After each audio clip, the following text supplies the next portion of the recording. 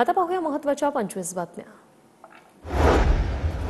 महत्त्वाच्या नागरी आणि पायाभूत सुविधा प्रकल्पांमुळे बाधित होणाऱ्या रहिवाशांना सदनिका मिळणार। 32,782 प्रकल्पग्रस्तांच्या सदनिकांच्या प्रस्तावांना मंजुरी। भांडूप, मुलुंड, जुहू आणि मालाडमध्ये पुढील 3 ते 5 वर्षात घर उपलब्ध होणार। अग्निशमन दल सक्षम करण्यासाठी मुंबई पालिकेकडून 736.63 कोटी रुपयांची तरतूद। अग्निशमनासाठी कॉम्प्रेस्ड एअर फोर्स यंत्रणा आणि ड्रोनसारखी नवी अग्निशमन यंत्रणा दलात समाविष्ट करण्याचं नियोजन। मुंबई महापालिकेच्या अर्थसंकल्पात शिक्षणाच्या बाबतीत नवीन योजना आणि प्रकल्पांच्या घोषणा। पालिकेच्या शाळेतील स्वच्छतागृहांमध्ये 5,000 गंधवेध यंत्र बसवण्याचा पालिकेचा निर्णय। नवी मुंबई आंतरराष्ट्रीय विमानतळाच्या टर्मिनल इमारतीचं काम अंतिम टप्प्यात। एप्रिल ते मे महिन्यापासून उड्डाणाच्या यशस्वी संचालनासाठी सिडको महामंडळाने कसली कंबर। ठाण्याच्या मुरबाडमध्ये काळू नदीपात्रातून मोठ्या प्रमाणात वाळू उपसा सुरू। दिवसा ढवळ्या सुरू असलेल्या या अवैध रेती उपशाकडे महसूल प्रशासनाचं दुर्लक्ष। 5 ते 10 फेब्रुवारी शिळफाटा पुलावा चौक वाहतुकीसाठी बंद असणार। शिळफाटा वाहतूक नियंत्रणासाठी 150 वाहतूक कर्मचारी तैनात। कोकणातील रत्नागिरीच्या हापूसची प्रतीक्षा संपली। पुणे मुंबईच्या बाजारपेठांमध्ये हापूस आंबा दाखल। आंब्याच्या पेटीला 21,000 रुपयांचा दर। पुणे महापालिकेचं 100 स्वच्छता कर्मचारी स्वच्छतेचा अभ्यास करण्यासाठी इंदोर दौऱ्यावर।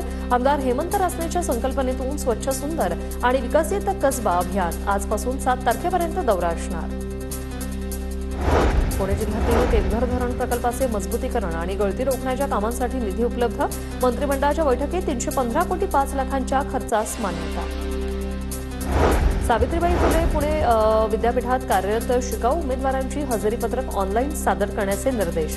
हजेरीपत्रक ऑफलाईन पद्धतीने स्वीकारली जाणार नसल्याचं विद्यापीठाचं स्पष्टीकरण।